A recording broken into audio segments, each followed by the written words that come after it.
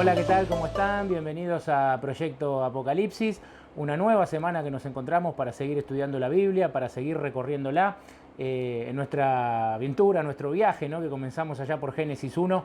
Hoy estamos ya en el capítulo 20 del libro de Éxodo y un tema por demás interesante e importante, ¿no? El que vamos a ver hoy, porque en Éxodo 20 es el primer lugar de las Escrituras donde Dios da los 10 mandamientos, ¿no? Más allá de que en el libro de Génesis uno puede encontrar a través de las distintas historias el cumplimiento de estos mandamientos, la primera vez donde se registran y donde Dios se los revela a su pueblo a través de Moisés es allí en Éxodo capítulo 20. En Deuteronomio 5 también están nuevamente expresados los 10 mandamientos.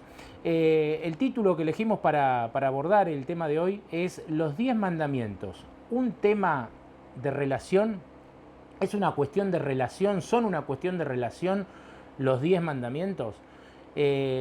Obviamente son muy importantes, son centrales, ¿no? Para la religión, para el cristianismo.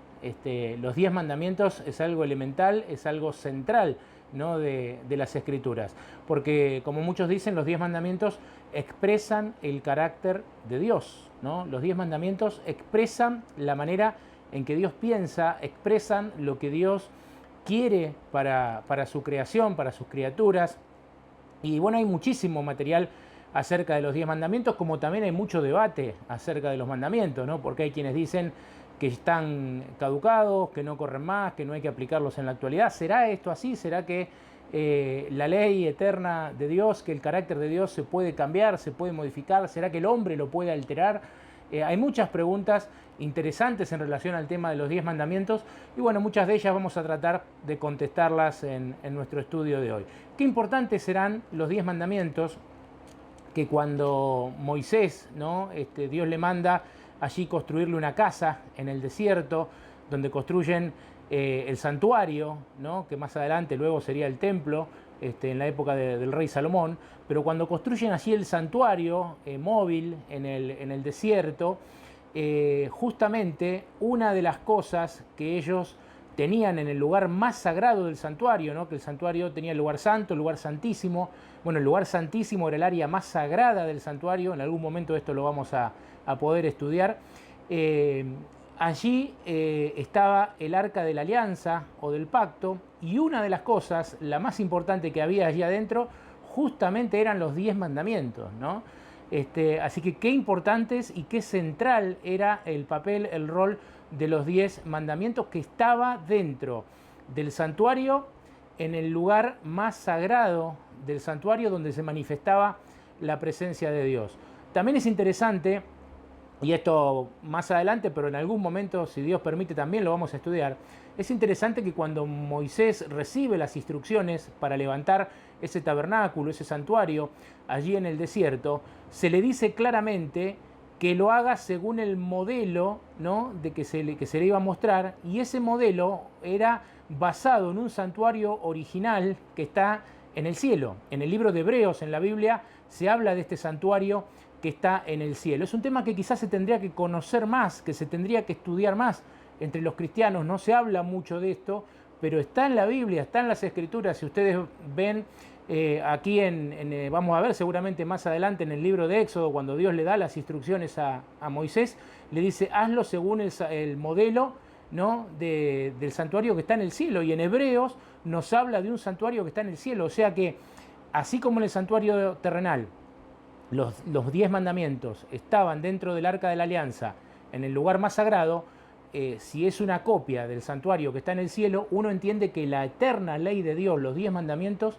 también están en el cielo, en el santuario que está en el cielo. Por eso digo, es un tema central, importantísimo, sobre el que seguramente hay distintos puntos de vista y debates, pero de lo que no hay duda es que es algo importantísimo y que fueron dados por Dios mismo, ¿no? Porque la Biblia dice que Dios mismo es el que entregó los 10 mandamientos. Lo que yo le quiero proponer en el estudio de hoy es que veamos los 10 mandamientos como pautas de relación que Dios nos dejó, relación con Él y relación con el prójimo. Van a ver que si estudiamos los 10 mandamientos bajo esta mirada de que es una cuestión de relación, que son principios que Dios dejó para que nos relacionemos con Él y nos relacionemos con el prójimo, nos vamos a poder dar cuenta de muchas cosas interesantes. Así eso es lo que le propongo que podamos ver en el día de hoy. Vamos a abrir nuestras Biblias, como siempre, los invito a que lo tengan allí abiertas en sus hogares o en el lugar donde estén escuchando, en la medida en que les sea posible,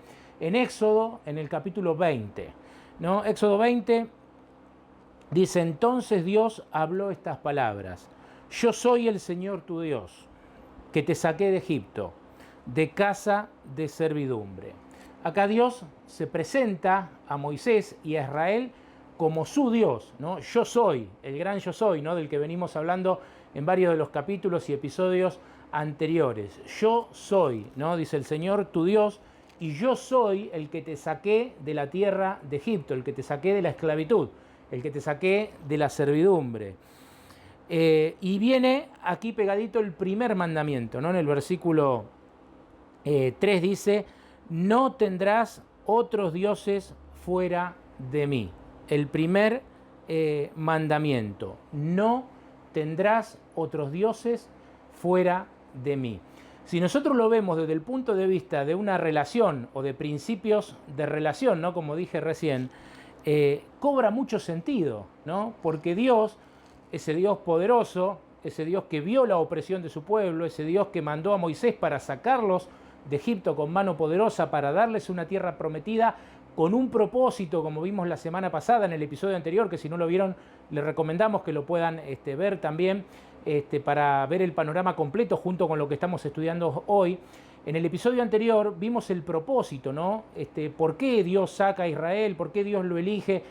Dios quería que fueran un reino de sacerdotes y gente santa, es decir, Dios quería que fueran un faro que iluminara en medio de un mundo oscuro.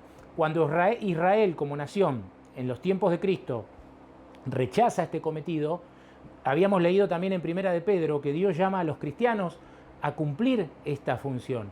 Dios le dice: serán un reino de sacerdotes y gente santa.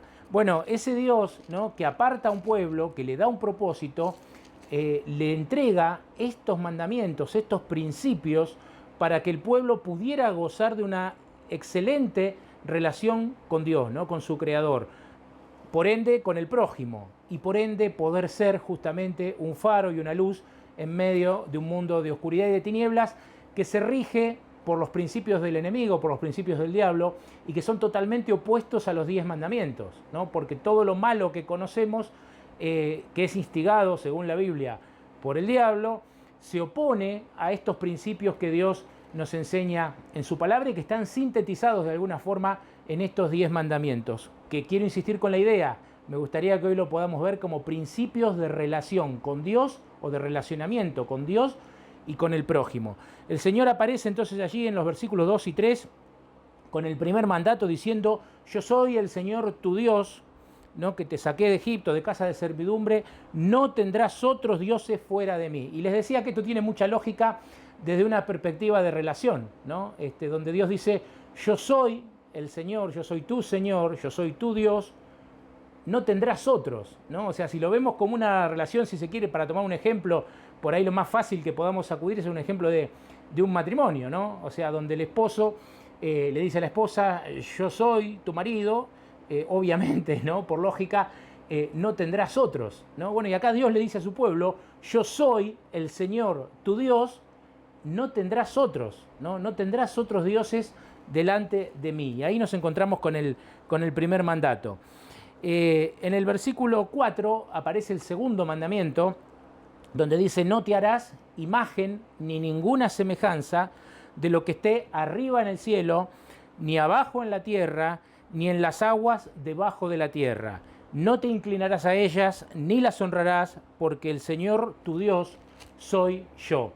Siguiendo con la misma lógica, ¿no?, que venimos comentando, Dios le dice: yo soy el Señor tu Dios, no tendrás otros, y ahora agrega: no te harás imágenes ni las honrarás. Pensemos en el mismo ejemplo, ¿no?, donde un matrimonio, ¿qué pasaría en un matrimonio si la esposa tuviera en toda la casa pegados, ¿no?, cuadros de otros, de novios antiguos, quizás de amigobios antiguos, y todos los días se parara a contemplar, ¿no?, en los cuadros las imágenes de esos novios antiguos y pensara en ello, ¿funcionaría ese matrimonio?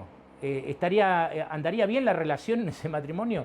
Bueno, lo que Dios plantea, en otras palabras, es eso, ¿no? Vuelvo a insistir, yo soy el Señor tu Dios, no tendrás otros, y lo que acá Dios le está diciendo es, no me pongas cuadros de otros, no estés pensando en otros, no estés honrando a otros, porque yo soy el Señor, ¿no?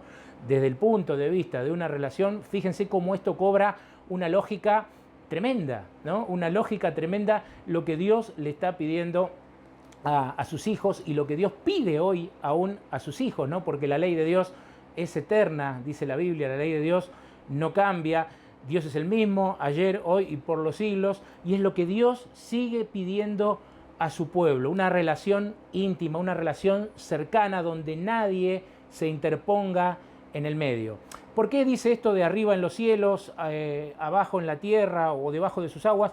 Esto me costó un tiempo entenderlo, ¿no? Porque quizás en nuestro contexto cultural y en nuestros tiempos, con que Dios hubiera dicho no os hagan imagen de nada que esté en el cielo, hubiera alcanzado, pero claro, en la época en que esto fue escrito y en la época de estas culturas y de estos pueblos, no nos olvidemos, sin ir más lejos, lo que vimos hace poquito en Egipto. Los egipcios tenían dioses que según ellos creían moraban en el cielo, pero también tenían dioses que según ellos creían moraban abajo de la tierra, y tenían dioses que según ellos creían moraban abajo de las aguas. Y esto es muy común en los pueblos de la antigüedad. Pasó también en Babilonia y pasó con los asirios y pasó con un montón de pueblos de esa época, ¿no? Donde ellos tenían dioses en el cielo, en la tierra, abajo del agua. Por eso el mandamiento hace esta aclaración, ¿no? Y dice en el cielo, en la tierra y debajo de las aguas. Vamos a avanzar, vamos a llegar así al tercer mandamiento, ¿no?, que lo encontramos en el versículo 7. Dice, no tomarás el nombre del Señor tu Dios en vano. No tomarás el nombre del Señor tu Dios en vano. Este mandamiento es interesante y yo les recomiendo que lo hagan, poder leerlo en distintas versiones de la Biblia, ¿no? Ustedes saben, dentro de las más comunes está la versión Reina Valera, está la nueva versión internacional, está la traducción en lenguaje actual, está la versión de la Biblia de las Américas, Dios habla hoy, la Biblia de Jerusalén. Yo les recomiendo que este mandamiento, para poder entenderlo bien, lo lean en varias versiones y se van a dar cuenta de algo muy interesante. No se refiere, no tomarás el nombre del Señor tu Dios en vano, solamente a pronunciar con nuestras palabras de manera ligera, de manera liviana o hasta para hacer chistes y demás el nombre de Dios, ¿no? Lo cual obviamente es tomar el nombre de Dios en vano. Pero el mandamiento abarca mucho más que eso. Si ustedes leen en distintas versiones se van a dar cuenta que también abarca nuestra conducta, nuestro comportamiento cuando decimos que somos cristianos y cuando tomamos el nombre de Dios, ¿no? Si yo ando por la vida sin tomar el nombre de Dios, soy ateo, ¿no? Y ando por la vida haciendo lo que se me da la gana y entre ese obrando mal, quizás alguna vez robando, mintiendo, insultando. Si yo ando por la vida de esa manera siendo ateo, la gente me puede llegar a señalar a mí y digamos que yo soy responsable de mis actos, ¿no? O de mis malos actos. Ahora, cuando yo digo que soy cristiano y vivo una vida de esa manera, ¿no? O sea, cuando yo digo que soy cristiano, que soy creyente, que amo a Dios, que creo en Dios, que creo en Cristo, que el Espíritu Santo mora en mí, pero después ando por la vida mintiendo, robando, insultando, estoy tomando el nombre del Señor en vano. O sea, no solamente yo soy responsable de mis actos, sino que estoy tomando a la ligera el nombre de Dios, ¿no? Estoy tomando vanamente el nombre de Dios. Y eso es el mayor daño que se le puede hacer a la causa de Dios, ¿no? Porque si hay algo que aleja a aquellas personas que quizás por primera vez escuchan de Cristo, si hay algo que las puede alejar, es eso, ¿no? El ver personas que dicen que son cristianas, pero que en su vida los frutos indican totalmente otra cosa. Es el mayor daño que se le puede hacer a la causa de Cristo. Y muchas veces esto se toma livianamente, ¿no? Como si no tuviera importancia. Por eso no tomarás el nombre del Señor tu Dios en vano. es mucho más que pronunciar palabras, tiene que ver con nuestro accionar como cristianos, como hijos de Dios. Avanzamos al cuarto mandamiento, en el versículo 8, donde dice: acuérdate del sábado para santificarlo. 6 días trabajarás y harás toda tu obra, pero el séptimo día es el día de reposo del Señor tu Dios. No hagas en él ningún trabajo, ni tú, ni tu hijo, ni tu hija, ni tu siervo, ni tu criada, ni tu bestia, ni el extranjero que está dentro de tus puertas. Porque en 6 días el Señor hizo el cielo, la tierra, el mar y todo lo que contienen, y reposó en el séptimo día. Por eso el Señor bendijo el sábado y lo santificó. Acá llegamos a un punto de los mandamientos importantísimo, ¿no? El sábado. Un mandamiento olvidado, un mandamiento cambiado, ¿no? Y ahora voy a hablar un poquito también de eso. Cuando en la historia se cambian 2 mandamientos, uno de los 2 que se cambian es el sábado, ¿no? Uno de los 2 mandamientos que se cambian es el sábado. Ahora yo los invito a que lo sigamos viendo en el contexto de principios que Dios nos dio para una relación íntima con Él, para una buena relación con Dios, ¿no? Para una relación cercana. Y pensémoslo también desde la lógica lo que voy a decir, ¿no? Si Dios dijo: yo soy el Señor tu Dios, ¿no? Como vimos. Dijo: no tendrás otros. Dijo: no te hagas imágenes de otros ni las adores, soy yo, ¿no? O sea, expresando un deseo de una relación cercana, íntima. Ahora en el cuarto mandamiento, Dios se presenta también como el creador, ¿no? Como el que nos hizo, como el que creó la raza humana, como el que nos da la vida, ¿no? Y en estos principios de relación y de intimidad que Dios quiere tener con su creación, ¿no tiene lógica que Dios diga: bueno, una vez a la semana paren de las actividades, de sus proyectos, de sus pensamientos, de todo lo que quieren hacer? Una vez a la semana vengan todos y adórenme como el creador y tengamos una relación íntima, profundicemos nuestra relación, ¿no? O sea, el propósito de Dios al crear el sábado, porque el sábado no es mencionado aquí en Éxodo 20 por primera vez y no es dado exclusivamente a los judíos como algunos creen. Esto lo vimos en nuestro episodio 2 de Proyecto Apocalipsis. El sábado está en el Génesis, en Génesis 2, donde dice que Dios terminó su obra de creación y en el séptimo día descansó, y dice que Dios apartó, santificó y bendijo al séptimo día. Esto es importante porque hoy sabemos que la mayoría, por ahí de los cristianos, se les enseña a adorar en otro día diferente. Sin embargo, la Biblia del único día apartado por Dios, bendecido por Dios, del único día que habla, es el sábado. Y lo encontramos en Génesis 2, cuando todavía no había pueblo de Israel, ¿no? O sea, si hablamos de que el sábado fue instituido en Génesis 2, es porque el propósito de Dios era instituirlo para todos, ¿no? Para toda la humanidad. ¿Cuál era la idea? Pensémoslo nuevamente desde la lógica. Una vez por semana, dejar las actividades, dejar los proyectos, cualquier cosa, dejarlo de lado e ir todos a los pies del Creador una vez por semana. Si realmente creemos, ¿no?, que Dios es nuestro Creador, que Él nos hizo, que Él es el que nos da la vida, ¿no tiene lógica este pedido de parte de Dios? Yo te pido que lo pienses, ¿no? Te pido que lo pienses. Y si Dios dijo el séptimo día, el sábado, que de paso, ¿por qué el séptimo día el sábado? Porque dice que en Él reposó de toda la obra que había hecho. O sea, el sábado es como un memorial de la creación, ¿no? Y de que Dios es nuestro creador. Por eso no puede ser otro día, porque el día que Dios estableció como memorial de que es nuestro creador es el sábado, ¿no? Así que bueno, acá lo expresa, ¿no?, en el mandamiento. Justamente, les decía, a través de los siglos, cuando el enemigo de Dios quiere interferir, ¿no?, en la relación entre Dios y el hombre, porque el diablo, al no poder con Dios, lo primero que se propuso fue destruir a su creación, entre quienes estamos nosotros, ¿no?, como cabeza de esa creación. El diablo se puso a estudiar los 10 mandamientos. Y de los 10 que él podría haber atacado o podría haber cambiado o instigado a los hombres a que lo cambien a lo largo de la historia, de los 10, fíjense que él elige 2 que tienen que ver estrechamente con nuestra relación con Dios. Uno, ya lo dijimos, uno de los mandamientos que el diablo hizo cambiar a través de los siglos, instigando a las personas, y que lo logra con Constantino en el año 321 de nuestra era, es dejar el sábado e instaurar el día domingo, ¿no? Que de paso el día domingo era el día del sol.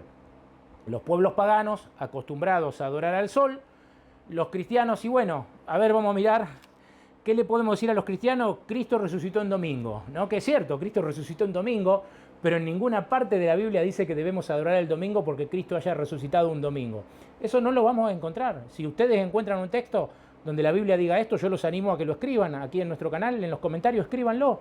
En ningún lado de la Biblia dice que Dios haya apartado el domingo y lo haya santificado. Solamente nos habla del sábado. Entonces, Constantino, para unir bajo su imperio a cristianos y paganos y tenerlos a todos bajo su ala, la mezcla, ¿no?, de religión y política, diríamos hoy, un cóctel muy peligroso que lamentablemente en nuestros tiempos vemos que está cobrando fuerza y que la Biblia profetiza también, ¿no? Pero esto sería otro tema, que en la etapa final de la historia lo que se vivió allá hace siglos se va a volver a vivir y se va a repetir. La mezcla política y religión nunca es buena para la religión, porque la religión pierde su pureza, ¿no? Y la política entra a corromper, ¿no? Pero Constantino, justamente para tener a todos contentos y bajo su imperio, mezcla política, religión. Los cristianos los deja de perseguir, vengan para acá. Los paganos que adoraban el sol, vengan para acá, adoren el domingo. El domingo es el día del sol, le dice a los paganos. Y a los cristianos le dice, bueno, el domingo es el día que Cristo resucitó, ¿no? Y saca el sábado. Saca el sábado, que la Biblia señala como el único día establecido por Dios, para que adoremos, pero sobre todo para que recordemos que somos criaturas, para que recordemos que somos creación de Dios. El segundo mandamiento que ataca es el segundo, ¿no? El que tiene que ver con las imágenes, que obviamente al permitir la adoración a imágenes, los paganos estaban acostumbrados a adorar un montón de imágenes, tenían dioses por todos lados, y fíjense cómo eso ustedes solo lo pueden razonar y lo pueden ver, cómo la adoración a los santos está íntimamente relacionada con la adoración a los dioses paganos de la antigüedad, ¿no? En esa mezcla que se hizo, dejemos de adorar a dioses paganos, adoremos a los santos, ¿no? Pero se quiebra el segundo mandamiento, o sea, se comienzan a poner hombres en el lugar que solamente le corresponde a Dios. Y la relación directa con Dios se pierde, ¿no? Porque en el medio empieza a haber un san para lo esto, un san para lo otro, un san para aquello. El mandamiento decía no te hagas imágenes, ¿no? Y volviendo al ejemplo que les daba al principio, ¿no? Y podría decir, no, pero si el cuadro que tenemos ahí es de la mamá, el cuadro es de los hermanos, es de los amigos, pero la Biblia dice no, ni la mamá, ni los amigos, ni los buenos hijos, solamente a Él la adoración, ¿no? ¿Por qué el diablo ataca estos dos mandamientos? Porque si se rompe nuestra relación directa e íntima con Dios, los demás pecados, que vamos a ver ahora, que son la segunda parte, ¿no?, del decálogo, los 6 mandamientos que tienen que ver con nuestra relación con el prójimo, los cometemos solos. O sea, si yo dejo de tener una buena comunión y relación con Dios, si yo empiezo a adorar otras cosas, ¿no?, y me empiezo a distraer en vez de tener una adoración única con Dios, si yo dejo de ir un día especial a buscar a Dios, a adorarlo y a pensar que Él es mi creador, que Él me hizo, meditar en su creación, en sus obras, lo demás viene por añadidura, ¿no? Solito voy a caer en los otros 6 puntos que mi naturaleza pecaminosa me va a llevar a cometer. La segunda parte, como les dije, viene con los principios de relación con el prójimo. Estos 4 primeros son principios de relación del hombre con Dios, ¿no? Los principios de relación con el prójimo vienen a partir del 5.º mandamiento, versículo 12. Dice, honra a tu padre y a tu madre para que tus días se alarguen en la tierra que el Señor tu Dios te da. El primer mandamiento con promesa, ¿no?, como muchas veces se afirma. En el versículo 13, el 6.º mandamiento dice, no matarás. Jesús, cuando vino, enseñó que hay muchas formas de matar. No es solamente quitar la vida físicamente, sino que con las palabras podemos matar, con la indiferencia podemos matar. Hay muchas formas, ¿no?, en las cuales este mandamiento se podría aplicar. No cometerás adulterio, es el mandamiento número 7, ¿no?, que lo encontramos en el versículo 14, que tiene que ver obviamente con la fidelidad de la pareja. En el versículo 15 dice no hurtarás, no robarás, ¿no? Sobre estos dos últimos que mencioné también Jesús enseñó que hay muchas formas de adulterar y de robar, ¿no? Robar salud, robar tiempo, adulterar mirando cosas, pensando cosas. O sea, Jesús amplió mucho más. Lejos de lo que algunos piensan, que Jesús vino a sacar los mandamientos, Jesús los amplió mucho más, ¿no? Y dijo, cualquiera que piensa, ¿no?, en la esposa de su prójimo ya está adulterando, sin que se concrete esa acción, ¿no? En los evangelios Jesús expresa claramente estas ideas. El 9º mandamiento, en el versículo 16, dice, no hablarás contra tu prójimo falso testimonio. ¿Con qué liviandad hoy, inclusive en el mundo cristiano, con qué liviandad se levanta falso testimonio contra el prójimo, a sabiendas, ¿no? ¿Con qué liviandad se levanta falso testimonio contra el prójimo?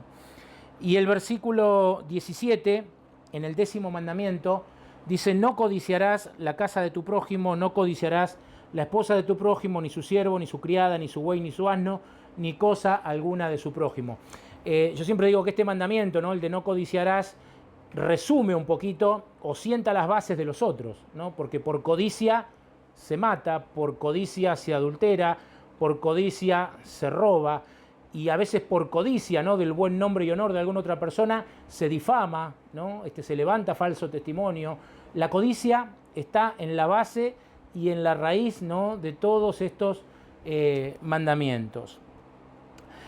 Como les decía, qué bueno que lo podamos ver como principios de relación, ¿no? Los primeros 4, mi relación con Dios.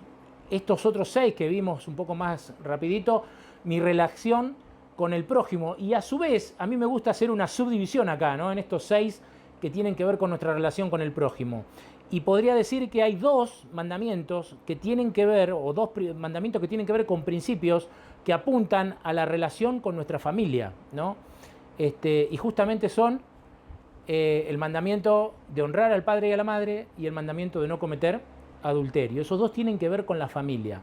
Los otros 4 tienen que ver con nuestra relación con el prójimo en general.